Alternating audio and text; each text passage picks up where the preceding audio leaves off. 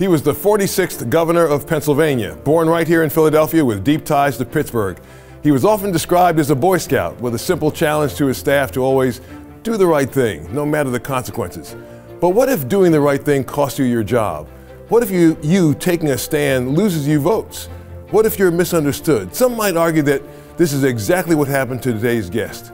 Stay with us.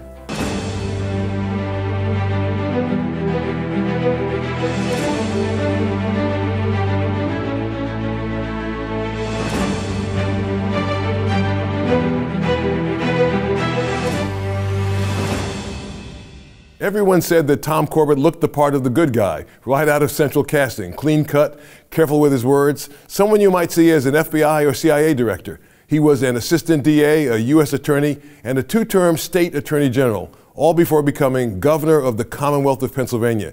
In 2014, he did something few incumbent governors in modern Pennsylvania history have experienced. He lost a bid for a second term. When his official portrait was unveiled last year, many observed the exquisite detail in the artist's portrayal of the governor, especially hinted at his character and inner light and joy only few got to see when he had the top job.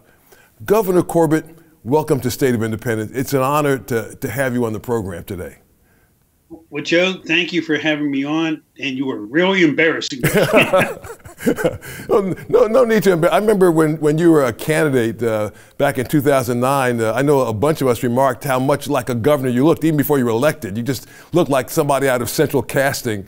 And you know, and people know you as the Attorney General, the State Attorney General. They know you as the Governor of Pennsylvania. But a lot of people haven't gotten to know you as a person. They haven't gotten to know the warm Tom Corbett behind the office. Tell us a little bit about your journey. Did you think when you were a kid growing up, did your parents ever think when you were a kid growing up that you were going to someday become governor of Pennsylvania? No. Simple as that. And I have to share with you, I live in the house I grew up here in Pittsburgh. We moved out of Philadelphia when I was 1, moved to Harrisburg, moved to Pittsburgh, and moved into this house in 1956. And the room that I'm talking to you from, this nice blue room behind me, was my bedroom. Wow. It's now my studio. It's my den, my wife's den.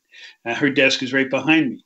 And I can tell you, and I've thought about this before being up here, when I used to lay in this room and look at the ceiling, I never envisioned being a governor or anything like that. Maybe a right fielder or a left fielder for the Pittsburgh Pirates or something, but it was never my goal to become the governor. And I go back, Bill Clinton, I mean, it was his goal to become president from when it's at least a teenager or maybe younger. And some people have those goals, but mine was more one that when opportunity presented itself, I took the risk, the chance, because I felt that I could do the job. And that started out from the time, I guess, way back when I became a lifeguard. I said that began my public service as a lifeguard in public protection, and continued with me throughout my entire career and continues to be with me. Yeah, well, that's a wonderful heart to have, a servant's heart. To look at it that way, a lot of people see this as kind of the brass ring. I want to be governor one day. That's a big deal. I want to be able to say that I had the seat. But you always saw yourself as somebody serving others. And I bet there are a few people in the great Commonwealth of Pennsylvania that know that you're also a person of faith. Talk to all of us about that. I know people are watching right now and they're at the edge of their seat because they'd love to know about your faith and about what you believe. Well, and thank you for that. And I guess I grew up Roman Catholic. In fact, as we spoke off air, I was actually baptized in Our Lady of Lourdes out there in West Philadelphia, just off of Lancaster Avenue, and went through Catholic grade school, changed into public high school, and went to a Methodist college, United Methodist College, Lebanon Valley, and then a Catholic law school in San Antonio, Texas, called St. Mary's University. But I was always Roman Catholic. And I guess through the education and going to church on a regular basis, I developed a belief that he has a plan for us. We don't know what his plan is.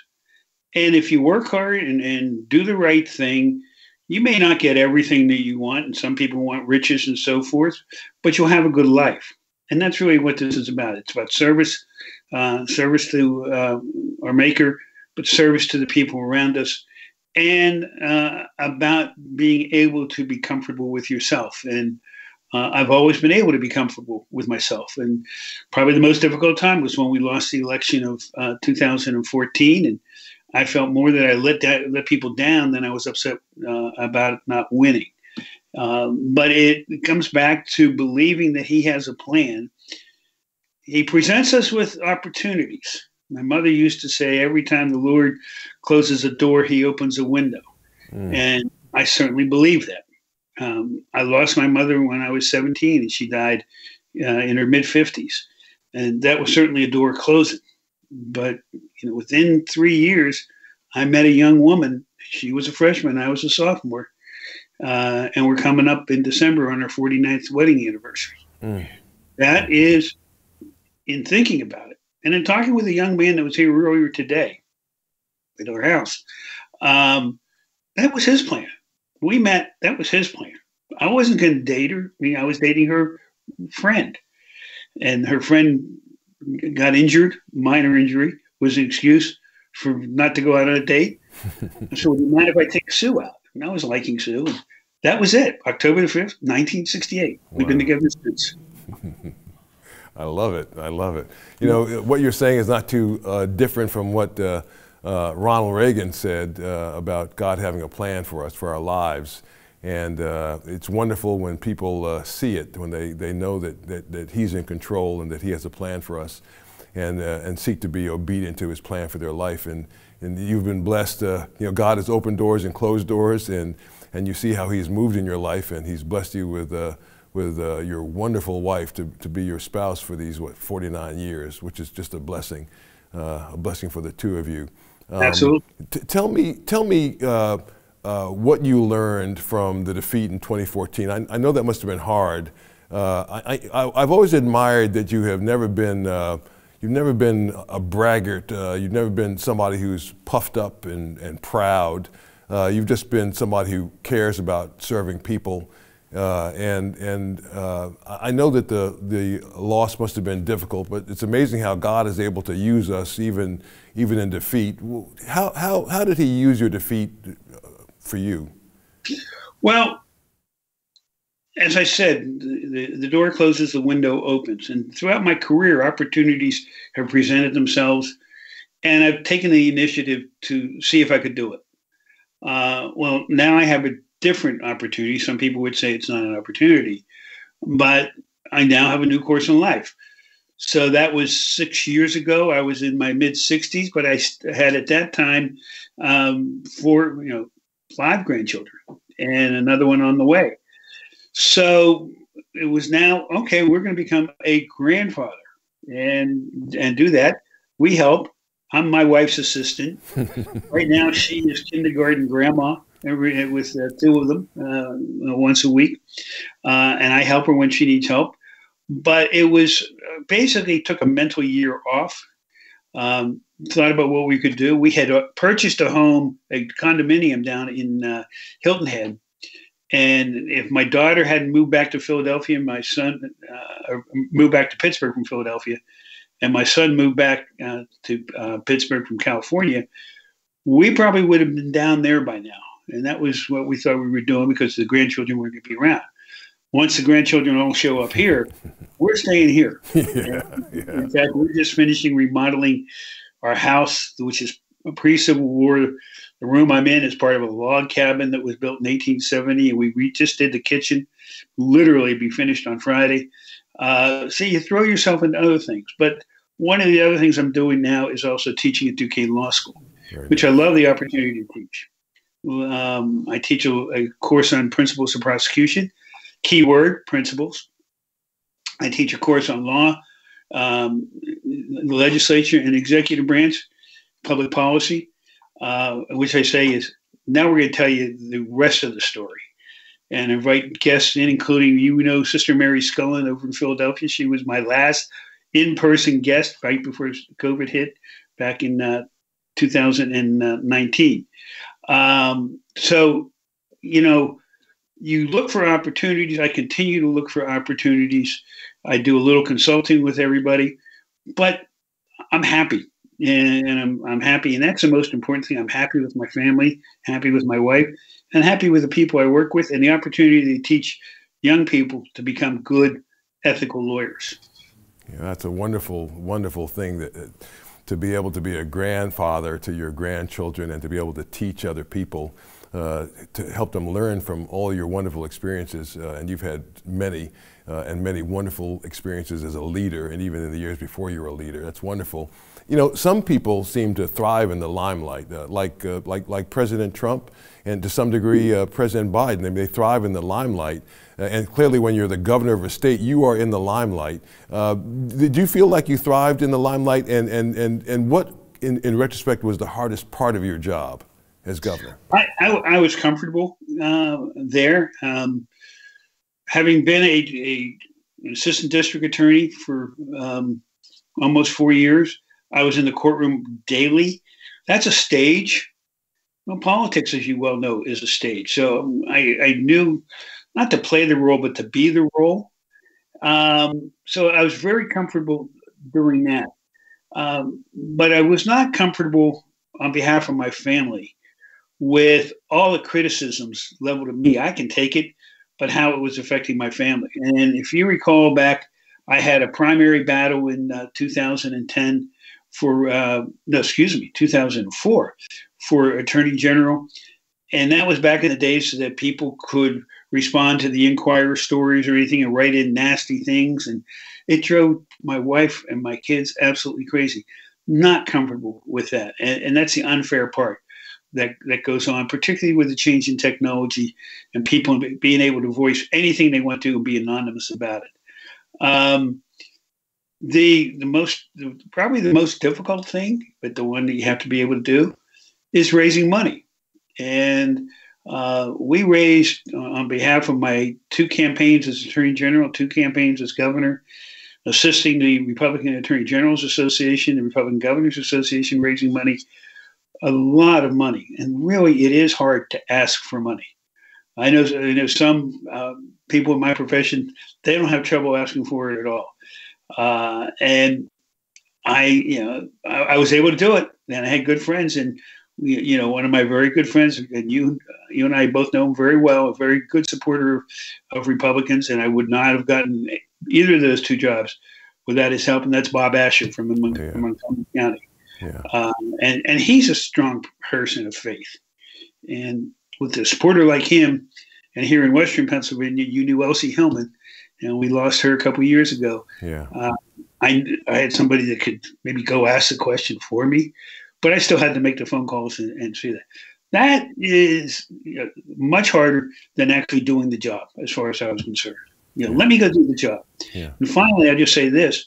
If the Attorney General hadn't been term limited, no offense to Josh Shapiro, but I might still be the Attorney General. You love the job. I love the job, but when I got my second term, and when I won by the margin I did, the first time a Republican got over 3 million votes in the history of Pennsylvania, party people came to me and said, "You got to run for governor." And that was the first time I ever even thought about running for governor. Now, I used to walk my dog past the governor's residence every once in a while. Yeah. I used to think, boy, that would be a nice place to live. That's right. The governor's mansion. Yeah. And it came true for you, which is wonderful. Yeah, absolutely. Well, and that's where I go, he's the one, he had a role for me. And if you think of some of the things that I had to deal with in the very beginning of being Attorney General, but also of being governor, he had me there for a reason. In 2011, when I first took office, we had major floods. And as you probably remember, up through the Susquehanna, up in the same area that Hurricane Agnes hit back in 1972, had to deal with that from an emergency management standpoint. In fact, it's the first time I ever met now President Biden. He was touring the area as vice president up in the town of Duryea. We had long conversations. I actually became friends with Beau Biden because he was interested in what I was doing earlier as Attorney General. And when he became an Attorney General, we brought him up to Pennsylvania and showed him the Child Predator Unit we created and what we were doing there. So I had very comfortable conversations with the Vice President during our walk up there. But I think about it, okay, I'm here for a reason. And I'm going to act. And I'm going to act the way I think we need to act. And as you well know, in that time, we had to deal with the budget being $4.2 billion underfunded. And my first budget probably is what put me on the course to not getting reelected. I'll put it that way. Yeah, yeah. So if you had to do it all over again, I mean, if you had a second bite at the apple, so to speak, and you were able to do it over again, what would you do differently? Is there anything would you make? I mean, sometimes hard decisions, even decisions that might lose you a seat, were the right decision, or as you may have thought. Would you do anything differently? Sure, and I've thought about it many, many times since. Not increasing the budget, even though the media called it a budget cut, as you well know, it wasn't a budget cut. We just didn't add any new funding to it because we didn't have it. They had balanced the budget on the stimulus money that came in under Barack Obama. Similar to what's going on now with all that money coming in, it's not there in 2 years. And we knew it wasn't going to be there when we took office. But there's where I didn't wear a political hat. I wore a prosecutor's hat. We worked on that budget, came out, gave the budget address in March, and hit everybody right between the eyes. Because they were saying, well, you're cutting. No, we're not cutting. We just don't have more money, and I'm not raising taxes. Because I had said during campaigns, fiscal discipline, limited government, free enterprise. Fiscal discipline means that you can't spend money you don't have, and we're not going to raise taxes. So I kept to that promise. If I had it to do over with again, I would have started informing people right the second day in office that there's going to be tough fiscal times here. Get them ready for it. I didn't know exactly what they were going to be until we got much closer to the presentation of the budget. But I should have been working the General Assembly more, bringing them in more than I did. I think if I had done that, I don't know I necessarily would have won, but it may have made the road a little bit easier than it was. Yeah, yeah. Well, you know, of course, for all of us, I guess hindsight is 20/20. But you know, we can only do the best we can with the information that we have at the time, and Right. and then allow God to lead us. And I think you did that with a right heart, and you had the courage to make decisions that you felt were in the best interest of the people that you were elected to serve. That's a hard thing to do. It's hard. It's really, really hard to, when you're a public servant, not to be about self-service. You know, to be about how do I elongate my career? How do I further my career? How do I take care of me? It's a hard thing to not be tempted to do that. But I give you a lot of credit for being who you were, and for telling people the truth, even when the truth wasn't so pretty. And for being willing to stand despite the circumstances during that period of time. I think that's wonderful. When we come back, I want to talk to Governor Corbett about books he's been reading or rereading lately, and I'll also ask him about what the new mission he thinks God might have for him to accomplish in this new season of life might be, out of public office, that is. Stay with us. Learn more about Joe Watkins and the mission of this program at joewatkins.net. And tell Joe what you thought about today's program in the comment box. We're with Pennsylvania's 46th governor, Tom Corbett, reflecting in a somewhat different way about life and leadership. Governor, this has been a wonderful time. Tell me what you read, or what you think might be good for our viewers to read that might be helpful to them. Well, I think on a prior show, because I saw that on Facebook with Jeff, you talked about Benjamin Rush. Yes. And I read Benjamin Rush, I think back in November or December. And I had knew of Benjamin Rush, but that was it. I found reading that book so interesting to read. I like history. I was a political science major, but I took a lot of history.